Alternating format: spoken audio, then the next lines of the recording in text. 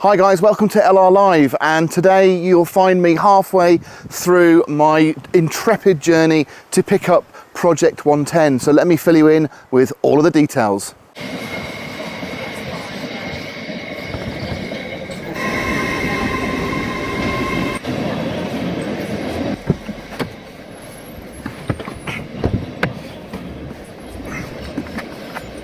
Now, I've travelled nearly 9 hours to be here. Strangely, it's brought me literally half a mile away from where I was born and grew up. My house is just across that field over there. But the reason I'm here is because I have come to collect the Project 110 Defender that I've talked about. So let me introduce you to the new project.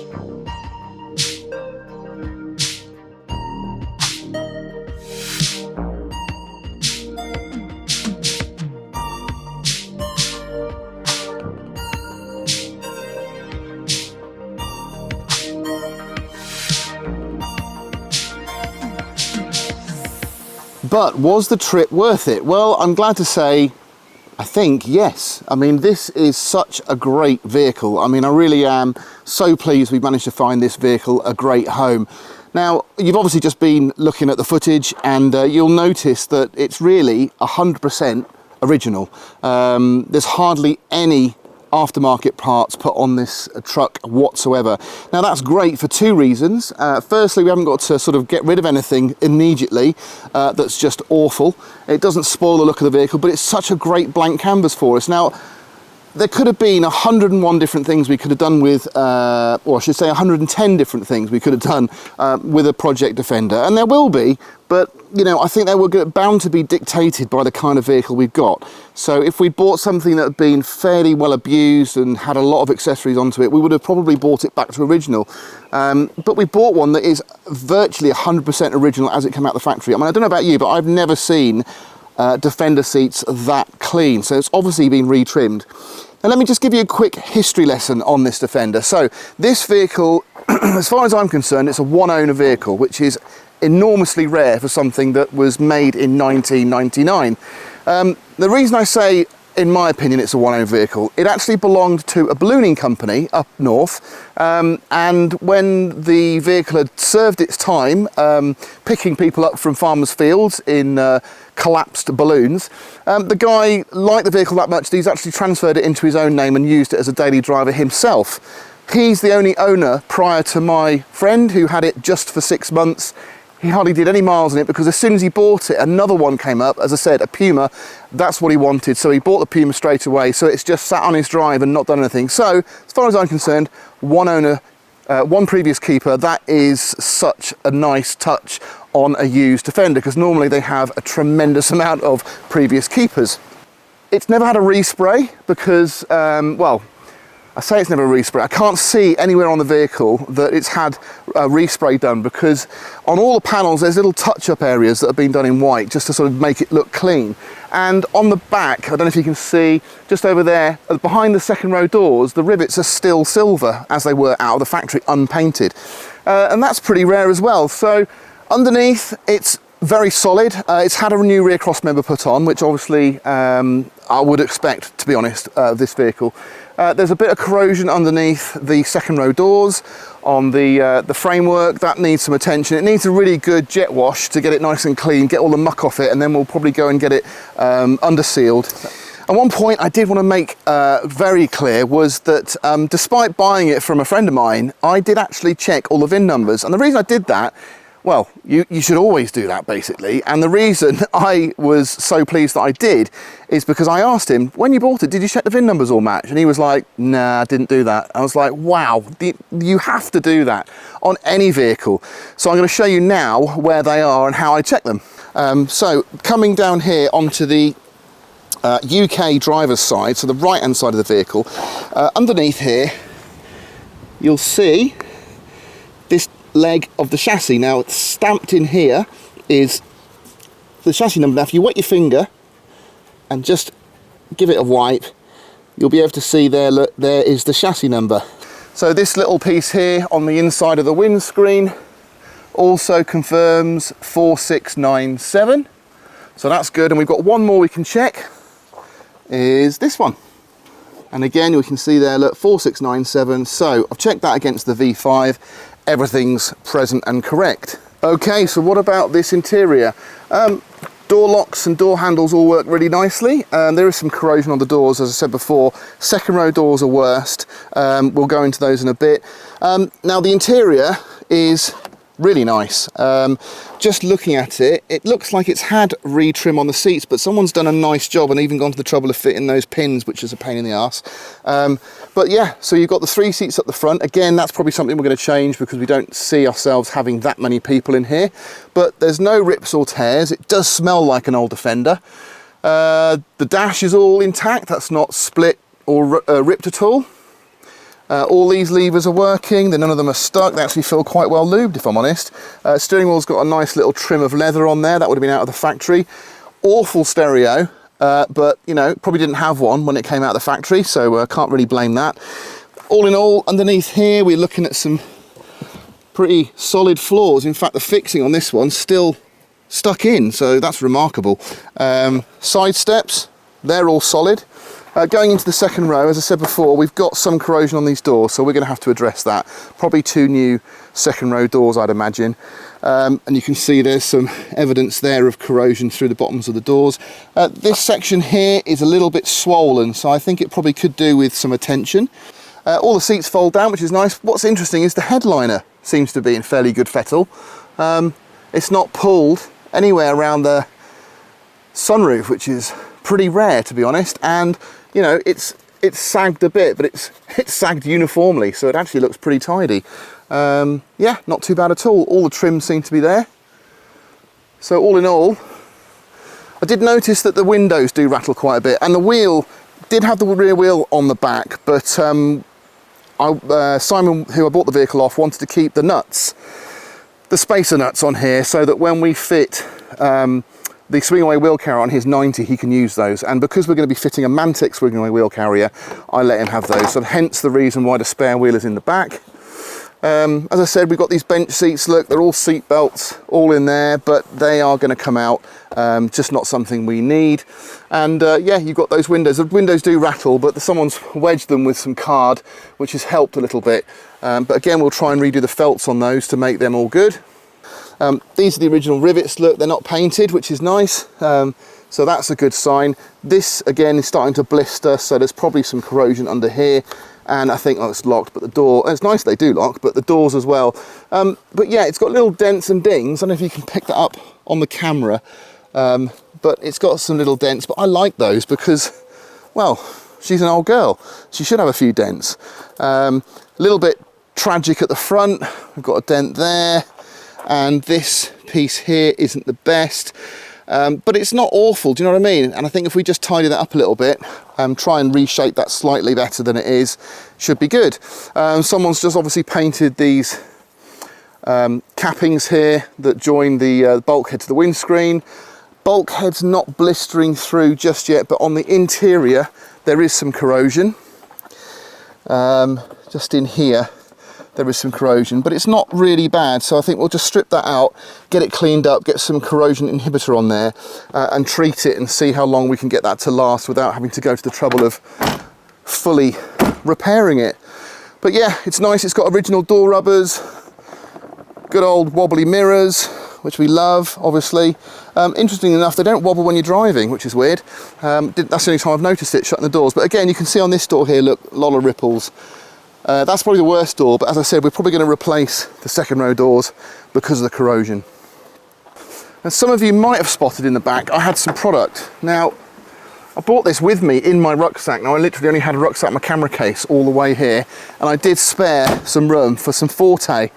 Let me just tell you a little bit why I'm going to be using this. So in a previous life, I did actually work for Land Rover Owner International magazine as a staff writer, and one of the long-term tests that I did was on this Forte product. If you've not had Forte in your vehicle, you are definitely missing out. I know there's loads of products out there on the market and you can get them from Halfords, and they're easier to get. These are a trade-based product, so you only really find these in garages, but a lot of garages will stock them and sell them to you, and I know LR Parts list them, so that's the easy way to get them. But it's just a game changer. So I've got a turbo cleaner, which will do the EGR as well as the turbo, which is fantastic. That's a great product. I've chosen the diesel specialist injector cleaner. They do a system clean as well, but it's not as aggressive and it's not as specific for the injectors, and I want to make sure the injectors are nice and clean, so I'll put that in. That'll be for the injectors. And then, because it's a high mileage car, I've then also gone for the oil fortifier, which will quieten down the engine, although it is super quiet anyway, but it will just sort of thicken the oil up a little bit. I remember when I did the actual test, the long-term test for LRO, and I was in a TD5 110 again, I was getting 4 mpg more out of the vehicle on the same journeys after I'd put the injector cleaner and the turbo cleaner in. So, you know, it's a big boost for economy and for sorting your engine out, so I can't recommend the Forte stuff enough. So once you get the lid off these, it's pretty handy because they've got a little spike in the top of the lid, and all you do is you just push it on there and turn it, and it won't remove the whole thing. It'll just make it so you can push it down, and that's pretty easy. So these both go into the tank. So Simon, the guy I bought it from, very kindly sold it with nearly a full tank of fuel. Bless him. So that was nice. Makes it a little bit better for us. So literally that one goes into fuel tank. That's the specialist injector cleaner, straight into fuel. I would say, if you can, run these in a tank that's half to 3/4, because the tanks on these are quite big. You know, this has got 3/4 of a tank, so that's the most fuel I'd want to mix them with personally. And then the oil fortifier will put straight into the engine oil. Now, it's a warm day, so this should run in there pretty well, but it is thick old stuff. Let me just see if I can show you. So, you know, there's other products out there, Slick 50, Molly, they all do the same similar product, but I've just had really good results. I know you'll all have your own personal favourites, but the Forte stuff, you can't beat it. So it is weird, because the more that I look at the vehicle, the more I like it. I mean, I like modified Defenders, don't get me wrong, but I do love to see one that's really original in its original form. I mean, you just can't get better than that, I don't think. So I guess the big question is, how does she drive? Well, let's find out. Got to be honest, one of the things I really hate about Defenders, and there's not many things I hate about Defenders, it's that door handle on the inside of the door there. It just catches on my thigh every time. So that thing, I'm afraid, is coming off. So there we are, buckled in, belly and all. Right, moment of truth. Pretty good. Okay, so I said 181,000 miles. It's actually 186,624 miles. So might have to put some glasses on for this one. Here we go. Okay, and we're off into the countryside. So clutch all seems good.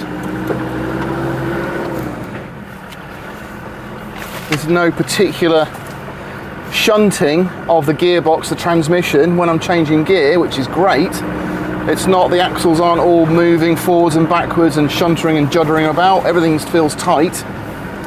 Little lane here, look, to where we were going.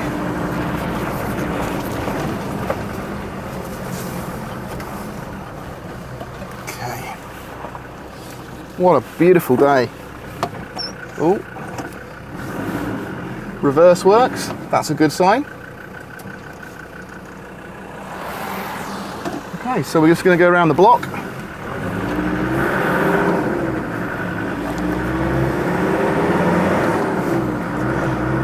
Yep, nice pickup.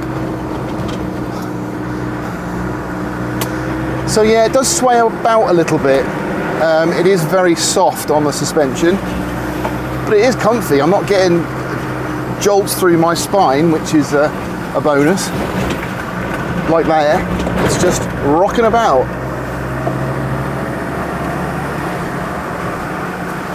Steering wheel feels pretty tight too. I mean, it is a bit boat-like, but they are like that. But do you know what? I'm getting feedback, and even on the smallest movements of the steering wheel, it's actually changing direction. So there's no slop in this steering, which is good.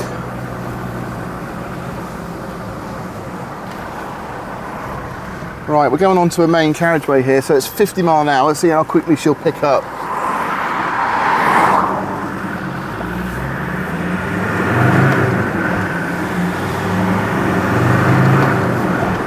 That's 30. That's 40. That's 50. It's all right. Ooh. Bloody hell. She is soft. So a little green lane. Such a nice part of the world around here, it really is. So if you ever get the chance to visit Norfolk, I'd recommend it. I do switch from Scouse to Norfolk bumpkin though when I come down here, so apologies if you've noticed a difference in my accent. Okay. So there you go.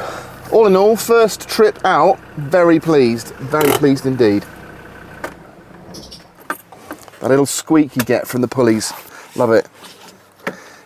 I've only driven it for a short distance, and I've got a 220 mile trip back to Liverpool now to make sure that it makes it, and I'll give you a full rundown after that. And I'll try and catch up with you on the way, hopefully not on the side of the road waiting for the AA truck, but it'll just all be nice reports of how amazing the truck is. Okay guys, we are 135 miles into the trip back to Liverpool. Truck's doing great, no complaints so far. Just been cruising at about, I don't know, 65, 70 the whole way. It's mostly motorway to be fair, so I've been on the M6 for a while now, just about to go through the M6 toll. But just thought I'd give you a quick update. The one thing that I have noticed is the difference that additive's made. I'm really hoping, so basically I've opened all the window, or I opened this window, and I've opened the vents, just like I had done when I first went out in the truck. And I wanted to give you guys an idea of the difference in the noise level, because it was very noticeable to me when I'm pulling away. There was like a tapping, high tapping noise at the top of the rev range, which I'm familiar with on these TD5s. But I did put that top end treatment in, which is something I've done in the past. And also I've got the injector cleaner in there, and I've got the turbo cleaner, all from Forte.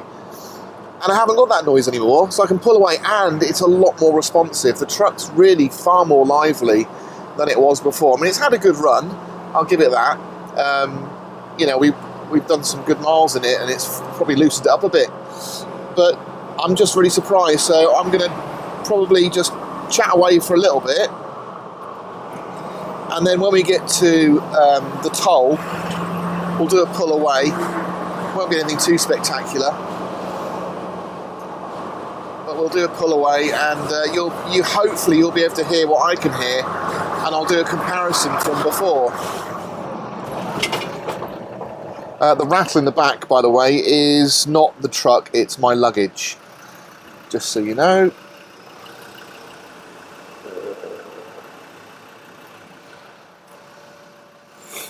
Okay, we're ready for the pull away. So see if you can hear the difference at the top end of the rev range.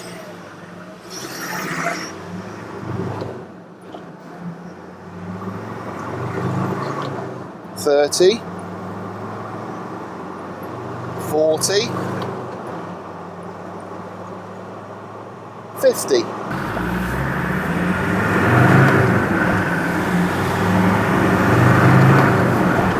That's 30. That's 40. That's 50. I think that's a lot quieter, I really do. And I really want to look back at the footage of when I first got the truck out and about to see if it's noticeably different on the footage, because it really is different when you're sitting in here. So we're now just running just over 60. It is what it is. It's a big old Defender. It's not the quietest thing. Might be a slight blow on the exhaust because it's droning slightly. But you know, she's fairly smooth, if I'm honest. So yeah, we've got another 70 miles to go. Fingers crossed. I'm pretty sure she'll make it, but you never can tell. So I'll speak to you again when we're closer to home. Well guys, I've got to tell you, we are a mile from the workshop and the truck's not missed a beat. Got to be honest with you. We're running on fumes, to be fair. Reserve light came on about 10 miles ago. But I just thought it'd be fitting to just end this episode as we drive past Land Rover itself. So we're actually here at Halewood. And this is just on the road that leads into LR Parts. So Land Rover is on my right. And this is where this truck was born nearly 200,000 miles ago. And I'm really impressed. I mean, the thing that I like the most about the truck is the gearbox and the engine. I've never driven a TD5 that's so smooth and not so clunky.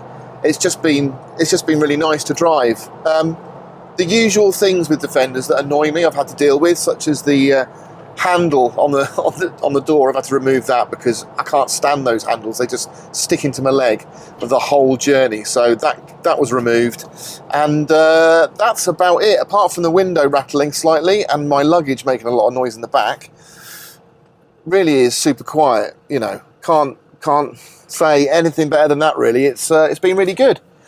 So, thanks for watching. There'll be plenty more of this 110 coming at you in the future episodes. We're going to be doing loads with it. Doesn't have a name yet, so maybe something that you want to think about. If you've got any ideas for a name for it, then that would be kind of cool. We might run a little competition actually. But in the meantime, thanks for watching, and I will catch you on the next one.